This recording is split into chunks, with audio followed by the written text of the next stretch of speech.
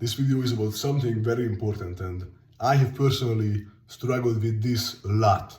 But recently, about I would say 6 months to a year ago, I've overcome this addiction. And this addiction is actually one of the biggest addictions out there. And there's a big chance that you, the person watching this video, you are currently addicted to this substance.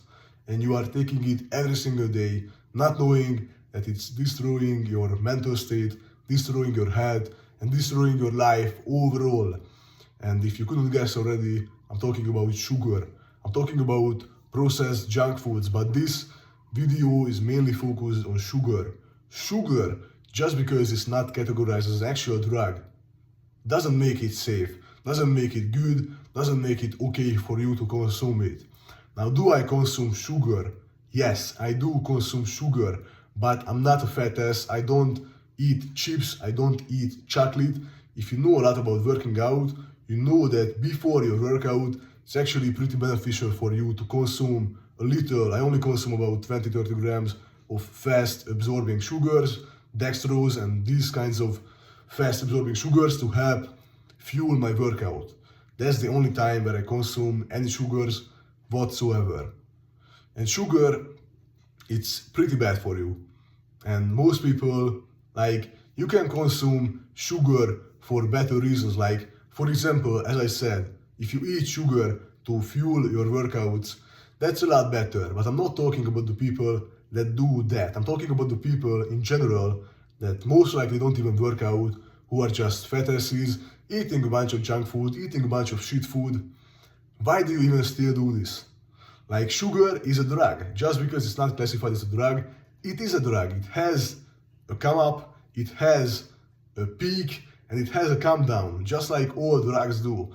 If you eat sugar, you feel good in the moment. Then comes the crash, you feel bad for like 30 minutes even. That's why you get this bloating, that's why you feel bad, you get brain fog after eating sugar. Sugar is literally like poison. Like, of course it tastes good in the moment, but it's artificial. Like, all of these foods that you eat normally, these processed foods, these are all artificial. And they make you sick in the long run. A lot of cardiovascular diseases are generally caused by people eating a bad diet.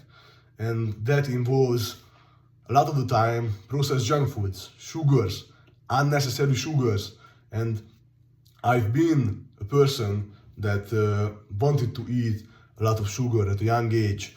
And actually, I was given a lot of sugar by my parents, by my relatives. And I'm not blaming anybody for what they did, because they did not know what they were doing to me. They were basically conditioning to me, they were basically conditioning me to be a drug addict. Isn't that crazy? Like, kids get fed sugar, like foods full of sugar at like the age of 7 or 8.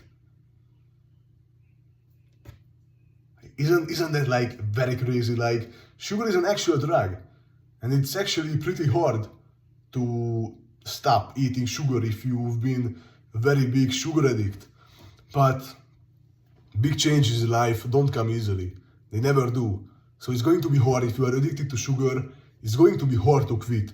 If you are waiting for me to say some magic hack, some special cheat code for you to just quit sugar instantly, I'm not going to do that, because there is no special cheat code. But what I will say, most people don't actually eat these junk foods, these sugars, just because they taste so good. Most people eat them because they are bored. Most people don't know what to do, so they just indulge in a bunch of junk food, bunch of shit food. So just find a goal in life, find a purpose in life, reach towards something, and don't just sit there at home and be bored. I know this is not easy to do, but big changes never come easily.